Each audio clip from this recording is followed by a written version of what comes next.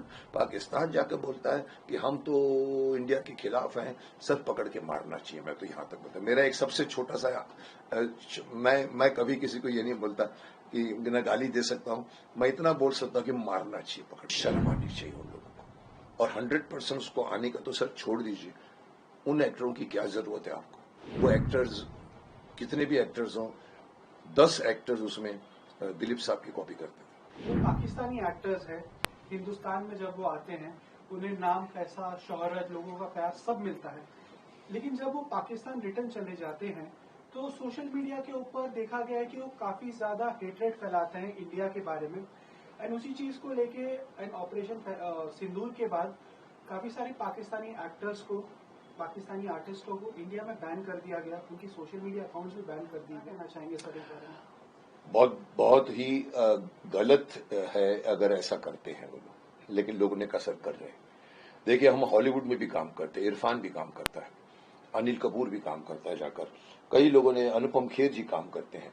हम बॉलीवुड में जाते हैं, हमारा सम्मान होता है, हम वापस आ जाते हैं। हम कभी ये नहीं कहते वहां जाके कि हम इंडियन हैं, आप लोग हमारे नहीं हो। हेट्रेड तो छोड़िए, कोई कुछ नहीं बोलता। ये तो देखो, एक्टरों की कोई जात नहीं होती, मैं ये मानता हूं।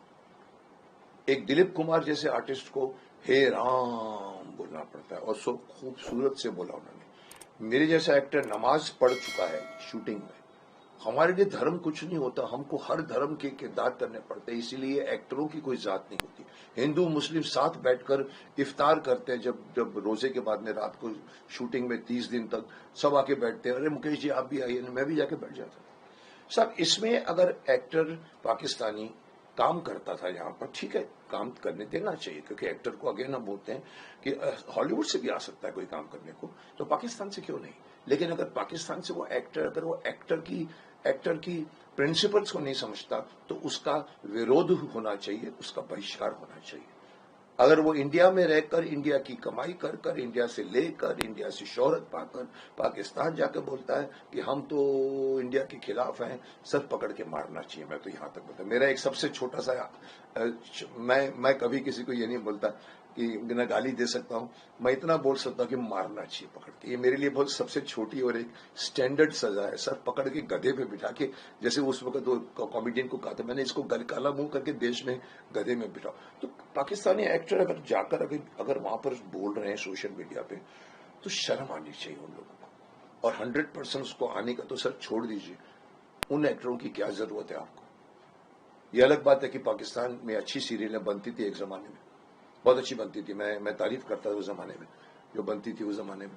लेकिन साहब, वो एक्टर्स कितने भी एक्टर्स हों, 10 एक्टर्स उसमें दिलीप साहब की कॉपी करते थे। बट अभी तो खैर मॉडर्न बन गए लोग, अभी कच्ची धूप आती थी उस जमाने में, एक ऐसी ऐसी खूबसूरत बनाते थे वो लोग, टच भी नहीं करते थे, बिना टच के इमोशंस होते थे वहां। उनकी एक रूल था कि कोई टच वच नहीं करेगा, गले बले नहीं मिलेगा साहब।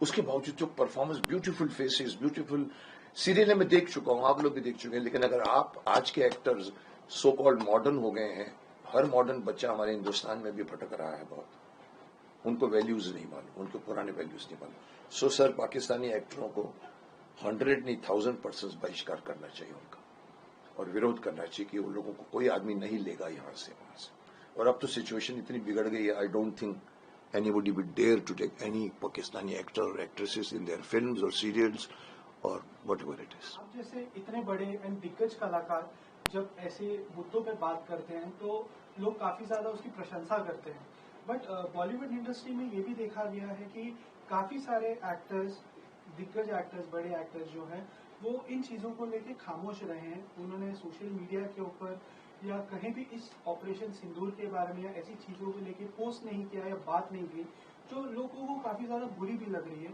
सो एक नागरिक के तौर पे, एक एक्टर के तौर पे मैं जानना चाहूंगा। देखिए, मैं एक्टर बाद में हूं, पहले मैं इस देश का नागरिक हूं। एवरी एक्टर चाहे कितना भी बड़ा स्टार क्यों ना हो जाए, वो पहले कहलाया जाएगा भारतीय, इंडियन सिटीजन। उसके भी लोग कई बार कहते हैं, अरे साहब आप क्यों बोलते हैं, सर आप एक्टर हैं, सर आप एक्टिंग करिए ना। अरे मैं बोलता हूँ, अरे मेरे बाप, एक्टर डम्ब नहीं होता ना, एक्टर के अंदर भी तो दिमाग होता है। लोगों की धारणा है कि एक्टर है मत बोलो, सब वो पब्लिक है। लेकिन जब एक्टर नहीं बोलता, जैसे मैं बोल जाता हूं, मैंने तो अपना चैनल खड़ा कर दिया है, लोग तो बोलते हैं सर आपका थर्ड इमेज बन गया है। मैंने कहा कहां से बन गया थर्ड इमेज? शक्तिमान विश्व पितामह बोला नहीं, मुकेश खन्ना बन के एक और इमेज आपका है। लोग जानते हैं भी मुकेश खन्ना क्या है, कैसे बोलता है, बेबाक है, बहुत ज्यादा बोल जाता है, खरी खरी सुनाता है, चाहे ड्रग्स हो, चाहे वो फोर्नोग्राफिक फिल्में हो, चाहे वो कोई भी टॉपिक हो, मैं खड़ा हो जाता हूं। मुझे तो कॉम्प्लीमेंट भी मिला था अर्नब जी से, मुकेश जी आप सब कुछ बोल लेते हैं सर, पीछे इंडस्ट्री में बड़े बड़े लोग नहीं बोलते।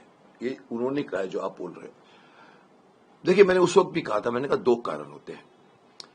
एक तो होता है कि आपको डर है कि आपके कबर्ड में भी कुछ स्केलेटन्स पड़े हुए हैं।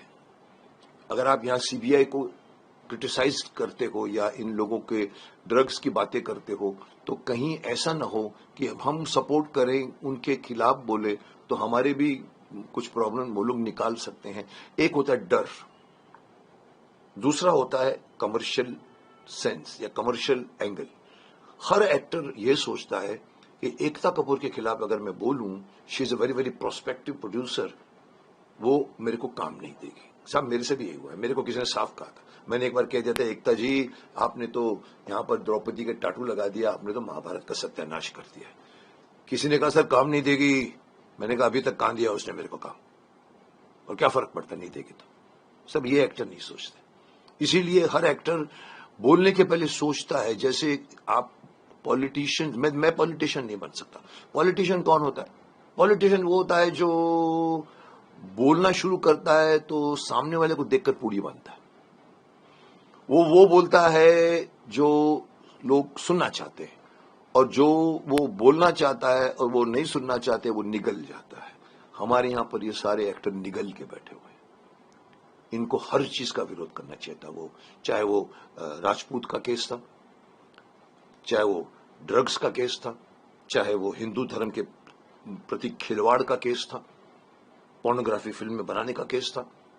हम क्या बोलते हैं सर, फैमिली है हमारी, सब हमारी फैमिली है सर, फैमिली के खिलाफ नहीं बोलने का। मैंने कहा साहब मेरी फैमिली में भी अगर कोई मेंबर, माफ करना, मेरी फैमिली में गलत करेगा मैं उसके खिलाफ ही बोलूंगा।